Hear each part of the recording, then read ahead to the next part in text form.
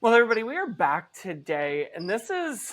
I was going to do fully live, but I figured I probably shouldn't because this is getting recorded today, June 27th, and it's coming out today, June 27th. It's the very first time I've ever done this. So this is kind of funny and scary all at the same time. Um, You should have warned me so, about that. So now I feel like I have to be like really, really on because there's going to be oh, less I know time for better than to editing. warn you things. I know better. So, I mean, Michele, it has been 6 years for me. How long for you that you've been in the industry? Same, 2019. Okay, So so 6 years.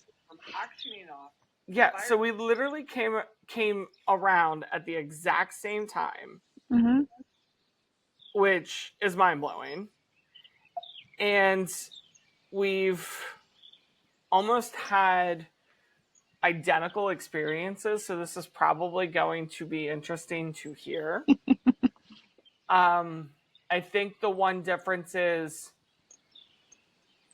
our brokerages. Well, we've also had identical experiences with the same people. Where'd your face go?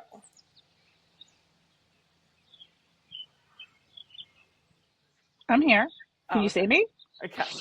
You disappeared for a minute. Yeah, we've had like identical experiences with the same people. So I know. At that's two different scary. times too. So that let Yes. me know I wasn't crazy. And I was not the problem. Not in that situation, not in that scenario. I'll tell you. So what was your very first year like? What did you experience? I almost quit. Oh, I didn't know that. Oh, you didn't know that? No, you didn't tell me that. Okay, so here's the story. Um, I have a background in business development. I was a corporate VP of business development for a multi-billion-dollar company, and I taught people how to build businesses. I coached people. I trained people. Um, I trained them on systems. I wrote programs. I wrote marketing campaigns. So I do feel like that experience came in very handy in this industry. I was not prepared for how similar building business in this industry was to the industry I was in before. But the thing that it taught me was that business development fundamentals are just that, they're fundamental. Hmm. Doesn't really matter what industry you're in. So, about 6 months in, I really wasn't getting any traction. I was doing all the things that you're supposed to do. And I remember looking at Mike and saying, I think I made a mistake.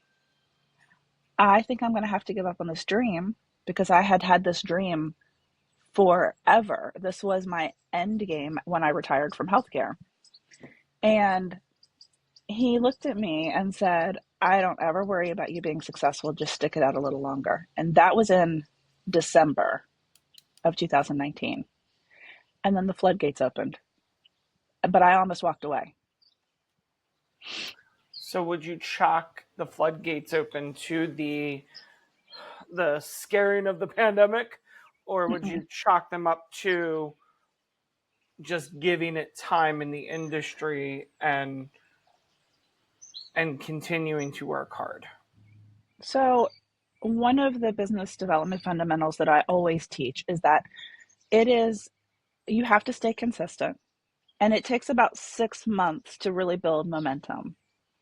And that doesn't matter what business you're in. When you are working in a relationship based business, it takes about 6 months of your foot on the gas consistently to get that first break. And the same is true of keeping that momentum going.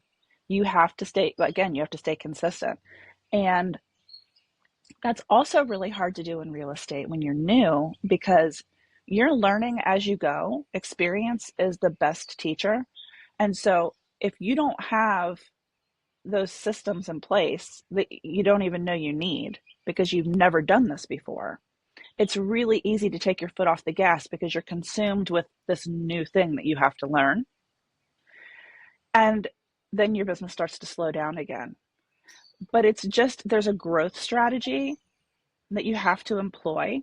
And if you don't have that background, I can see why most realtors sell one or two properties a year.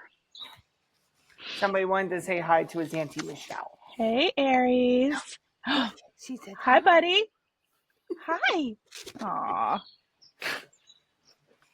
So I think it's interesting. So then we had two completely different starts. Okay. Because I came out with the floodgates open. So I came into the industry. I had two listings from the get go. I had a commercial listing and I had a residential listing. Were those from Um, your sphere of influence? they were. See, I didn't have that because I traveled for 20 years. So even though I lived here, I had no sphere of influence. Yeah. So I had both of those right out the gate. Um, from there, they helped generate some buyers, but I was fortunate enough that I was in an office that was semi busy, that other agents were constantly needing help, and I was able to pick up and help them. So I remember, when I would help Ella with showings, or Melissa would ask me, hey, can you run this buyer? They got to be in Redline, then they got to be in Gettysburg, and then they got to be here, and I've got to be with this client. And I started getting business from other agents that are just like, Nick, I don't have enough. Can you help? Which then that really helped me because that got my feet in the ground. That then they were like, oh, well, we'll write the contract. I'm like, no, let me do it. And you just tell me if it's good or not. And they're like, well, you're only getting half the deal. I'm like, I get it, but it's the experience I want. Like, Oh, I yeah, need it's invaluable. so I don't care that I'm only getting 50%. Let me do this. And you tell me what I screwed up. That was back when I was led by realtors, not attorneys. Uh, Well, and that's so changed. my brokerage was very male dominated, and they only referred to each other, like the men only referred to the men. They Uh huh. never used any of the female. It was Uh huh. it was a really icky first experience. And it's And really so what I interesting to think me is because funny is, so what you guys don't know is I originally left my office that I started at, and I went to the same one Michele was at but I right was gone after by that. she left. Yeah. Yeah. Once I started to have some deals, and because I was only with that brokerage for like 10 months. Once I I was with mine started for 7. once I started to have some deals and I got my feet under me, I was like, whoa, whoa, wait a minute. What am I doing? Why am I here? This this brokerage is not serving me. It's not it's not going to help me get where I want to be. And for people who are just coming into the industry, I think that's a very true statement. People do not use you because of the brokerage you're with. And I knew when I left that people were going to work with me because of me and not because of the brokerage I was with. Oh yeah, I learned that very early into my professional career. Period.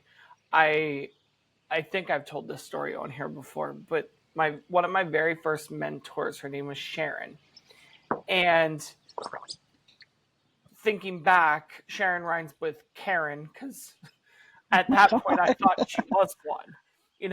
I remember being this young, fresh out of school, like sitting in front of her and learning from her as I decided what I was going to do. Mm-hmm. And she kept, like, she was so, I felt it was nasty, but looking back, it was just hard on me because she wanted me to be better. And I do remember this one point when she came into my office later in my career with her, and she goes, "You know what?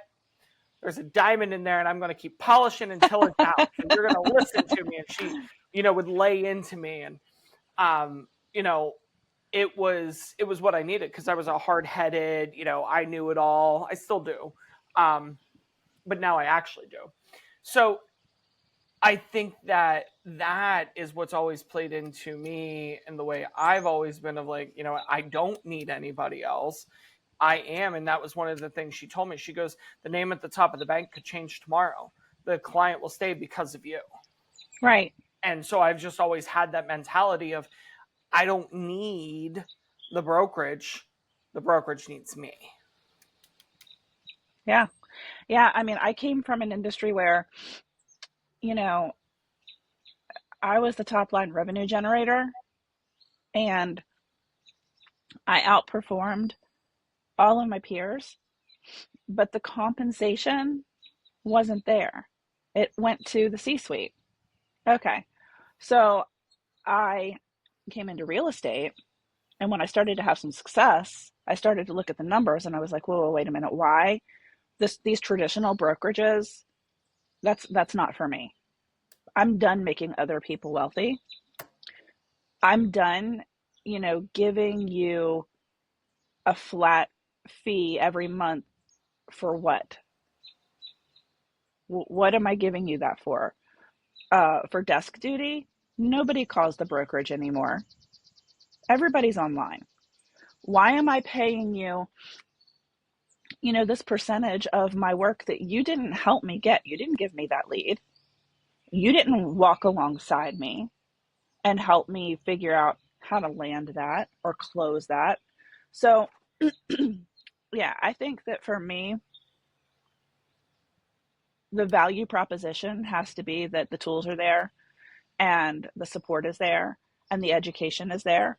But nobody in this industry is really holding your hand Oh God, no. and making you successful. I think the next thing that everybody needs to understand is, and I look at every single top producing team, agent, it doesn't matter. If you're doing multi-million dollars in sales, Mm-hmm. And 90, volume. 97% are not doing that off a sphere of influence. They are not doing that off of knocking doors, walking neighborhoods, making phone calls. Mm-hmm. And I think that that's one thing that I think a lot of disservice is done to newer agents coming in saying that, oh, work your sphere of influence, do this, do that. Yes, will you get some stuff from it? You really will. I Not still enough to do to sustain this you. day. But Yeah. it's not enough if you want to make that six figures. You Mm-hmm. have to have a lead source. So Mm-hmm. those that are like, oh, I never pay for leads. Okay, but you're lying. Whether it's you're Good for paying a you. referral fee or you're buying the lead outright, you are paying for that lead. And I know that there's people that in this area that do, let's say 20 million in sales, and they go, oh, I don't pay for leads. I know that's incorrect because I know that you get referrals. That's Mm-hmm. paying for a lead. Right, right. Yeah, I mean, unless, especially in our area. So I'm also licensed in Florida, and I keep forgetting that. that's so every market is different. Like I had an agent reach out to me and say, "Hey, Michele, how's business? Have you tapped into the luxury market?" I'm like, "I live in Pennsylvania. There's no luxury market. No, not one that will feed you. Not here. Not here. Yeah. It's extremely limited. And if I were in that market and I was counting on that for my bread and butter, I would starve. Now in Florida, that's a different story. Mm-hmm. Or It's a Philly very or or Pittsburgh. Philly. Yeah, Yeah. Different stories. right. I think that there's a lot of fluff made about what real estate is really like. And I think a lot of people get into this industry and they assume, which we all know what that does, it makes an ass out of you and me, that everything that they've seen on TV is real. Everything that a manager, sales director, broker is telling you is true. Not saying that they lie. Do they embellish? Yeah, Yeah. they want that monthly fee. Like Now, they're they're but you they're a know what? succubus. There is something to say for the manager that brought me into the industry, who has his associates broker, is Chris Detweiler. And he literally sat across the table from me and said,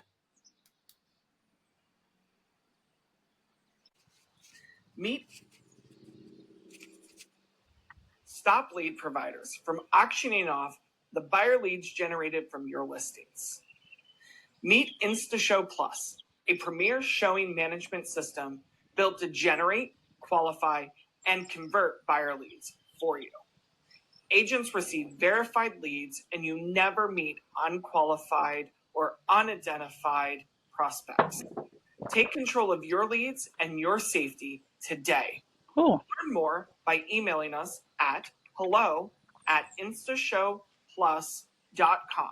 That's hello at INSTASHOWPLUS.com or call us at 877-877-8030. Transform your DB360 soft washing. Say goodbye to dirt, grime, and stains with DB360 soft washing, the experts in safe, effective, and exterior cleaning. We specialize in soft washing, roofing, siding, driveways, walkways, decks, fences, commercial and residential, eco-friendly solutions, and insured. Call us today at 717-691-1712 or visit us at db360wash.com. DB360 soft washing, clean you can trust. Need a handyman? Call the Handyman Guy, LLC. For small fixes to major projects, call the Handyman LLC, deliver professional, reliable, affordable services. Our experiences, repairs, painting, plumbing, electrical, carpentry, furniture assembly, and much, much more. Licensed, insured, and definitely quality guaranteed. Call our number, 717-819-5453. Visit us at thathandymanguy.com. The Handyman Guy LLC, your trusted home fix expert. Thank you. Have a great day. Crap.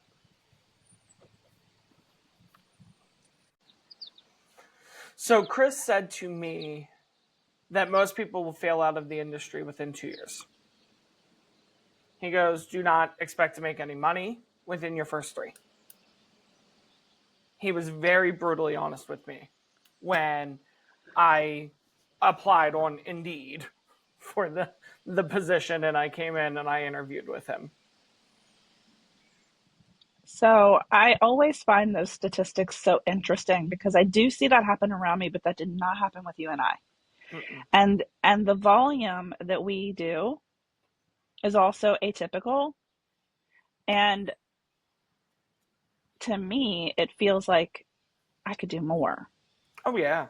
You know, I mean, looking at my numbers this year, I already have 9 million closed and I have another 4 million pending, and it's June. I have had a ton of off market stuff this year. It's the first year that I've had almost as much off market as I did on MLS. Well, you can put it in there as comps. Yeah. Just saying.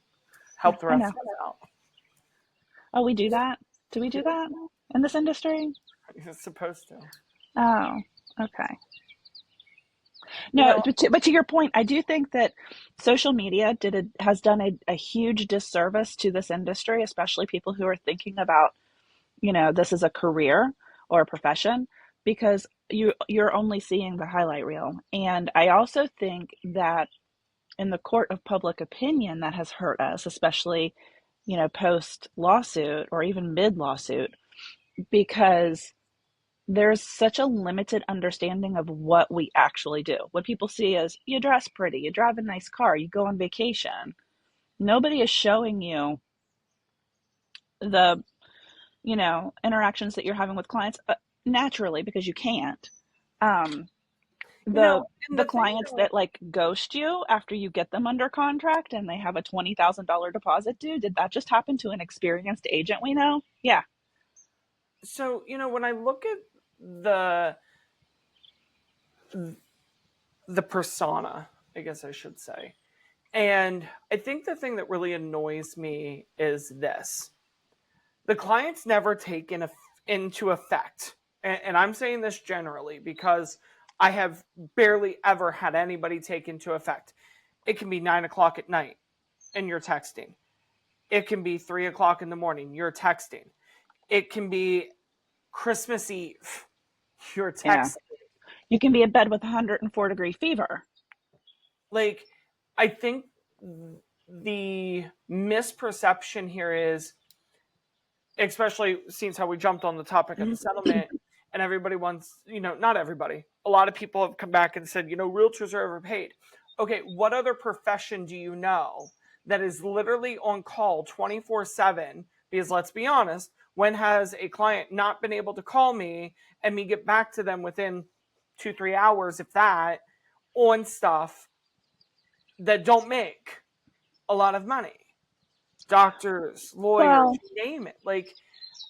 But Nick, I also think that that's a misnomer, because you're only looking at gross. You're not looking at fees. You're not looking at the cost of doing business. You're not looking at taxes. Advertisements. You're not looking at all of the, like the business is making that money, but your broker gets a piece. If it's a referral, they get a piece. The government gets a piece. And then there's your business. Like what's left over is, what you're going to put back into your business. And then you get paid what? Correct. I think that's one of my biggest pet peeves is, and I had a client reach out. We were supposed to do showings this weekend. They want to cancel them because they want to do them next weekend. And I'm thinking to myself, I'm like, that is the 4th of July weekend. How disrespectful can you be? You're off work. And now you want me out running around? Not only that, but that's time on your calendar that you set aside that another client could have used. Yeah. I had another client recently, and I know we're supposed to talk first year, but I'll wrap with this one. I had another client recently send me this text message late at night and wanted to know if this property would be allowed to have pets. And because it is a trailer park, so you do have to check that. And I looked back, this text was sent at 7:54 p.m. And I looked back at our text later that week, and it was a Sunday, and I said, I already told you if you were making, I'm thinking to myself, obviously I didn't say this yet. I'm like, I told you if you were making the switch to conventional or VA to a trailer, you needed to go through a bank that can handle that. VA cannot process that. So you've told me that you haven't started the process with that kind of financing. Why would I take time away from my other clients or my family to be doing research on a property that you're not even qualified yet to buy? Right. But I do think that this does tie into first year, because one of the things that I would tell anybody who was coming into this business is know your boundaries. Boundaries is one of the biggest lessons I think you learn in that first year and sometimes second year, because the first year you're just so hungry for business. Your boundaries are a little stretched.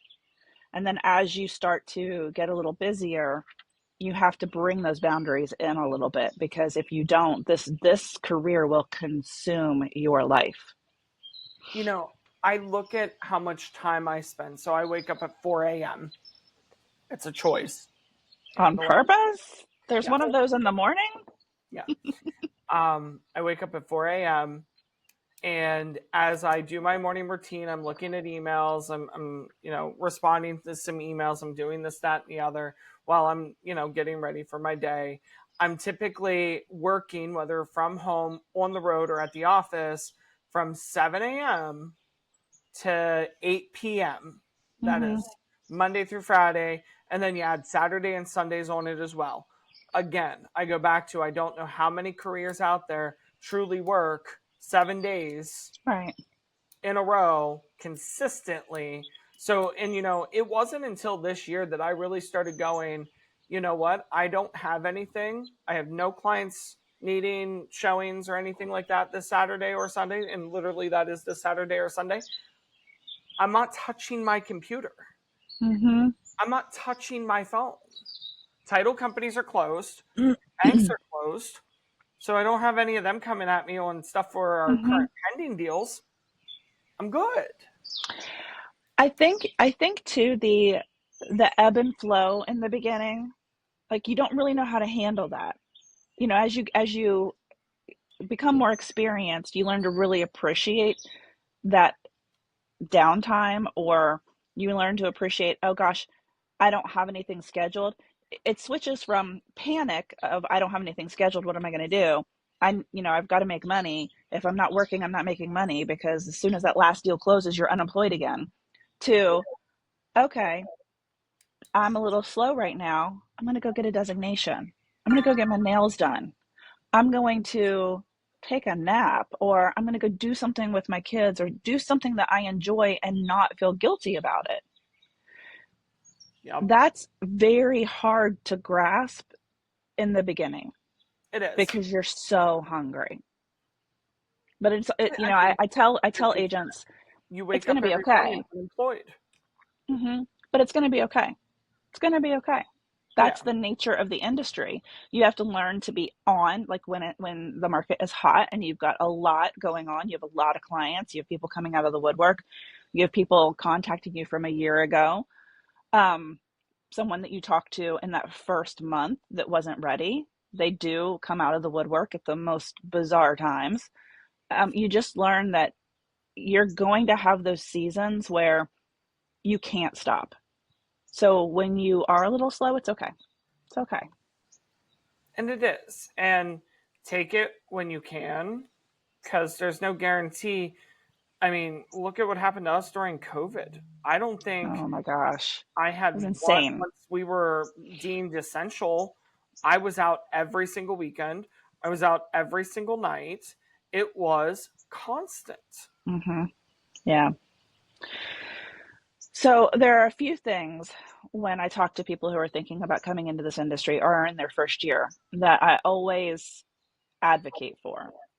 The first you touched on, and that's a morning routine. It's so vital. It's so important. How you start your morning is how the rest of your day will go.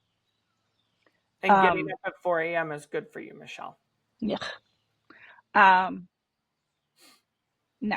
Anyway, I have two books that I always recommend. One is The Miracle Morning for Real Estate Agents, and then the second is a follow-up to that, and it's touched on in the book, and it's The 7 Levels of Communication. Those are two books that I think are must reads for any brand new real estate agent. And I think you have to go back to those books as you progress in the career and as you gain more experience, because your take is going to be very different the next time you read it, and they're just invaluable. The other thing that I always touch on with brand new real estate agents, especially women, is safety. You need to be aware. You know what, though? I'm going to stop you. It's not just women, because it happens to men No, too. So everybody needs to take their safety very they do. seriously. You need to know the horror stories. You need to We know, have that coming up in October. yeah, you need to know what's possible. I mean, and I'll tell you a really quick story. Um, Again, first brokerage, it was a desk call. Someone wanted to see a very expensive home in a nice area. You're hungry, so you go do it. So I get there, and so we can talk about dress a little bit too, because this was back when, I came from the corporate world and I dressed a certain way. Very different than how I'm dressed this morning for the podcast. And you might see me dressed like this when I go show a home. And here's why. So I was still in like suits and dresses or pantsuits and heels. If you are a realtor worth your weight in gold, and I stand by this, you're not wearing heels to a showing. You're just not. Because if you are doing all of the things that you should be doing and you're getting down and looking underneath sinks, or you're not doing that in heels. And if you are, I applaud you. But anyway, I got to this house first. I did do this right. I backed in to the driveway. Always back in, guys. And Always. do not make it to where someone can pull in front of you. Actually, you shouldn't even be pulling into the driveway. Yeah. You should never pull into the driveway. But again, brand new agent. Unless it's wide enough. You can back into the one side, right. Keep your car at the end of the driveway, though. So I opened the door for this person, this guy, and for the first time, I had this thought, oh my gosh, if he tries something, he's got me. He's gonna take me. And he had that presence. Which is chilling. It is chill. And I mean, he had the presence. He, come to find out later, was a gangbanger, was here after multiple gunshot wounds from another city. So my instincts were right. So that's another thing. Always pay attention to your intuition. So I'm walking through the home with him. As we're standing at the door, I slipped out of my heels and I made him walk in front of me, and I kept doors unlocked behind me, and he had to walk down the stairs in front of me. Like, I literally, for the first time, had that thought that this is not a safe situation. I worked with him for a couple of years, but I ended up firing him. And I have had a couple of occasions since then where, and again, when you're a brand new agent and you're hungry and you're getting those leads from wherever, and they're saying to you, I want to do off market deals. Can you meet me at this property? I want to find out who owns it. And you look it up and it's abandoned. It's in the middle of nowhere. Like, that has happened to me. Mm-hmm. And I said, no, I'm sorry, I'm not doing that. Or I took someone with me. I didn't do And them. that's changed a lot now too, guys, because you have to have a buyer, you have to Yeah. have a signed agreement ahead of time. So what Michele and I went through before was you could just go. Well, you could, weren't supposed to, but you could. you- It was an industry norm. yeah. So, and it was very normal for me to give you that one and done. Let's look at the one, see how we feel each other out, and then I'll have you sign a contract. So yeah, now that's changed, and this is why I've been real big. The meeting, that meeting happens at the office. Mm-hmm. Come in. I want a copy of your driver's license. Mm-hmm. I want your license plate number written down on this document. If I go missing, someone's got to be able to find me. They'll find a dead body, So, but I mean, that's kind of like girl code too. uh-huh. In my dating days, I used to do that.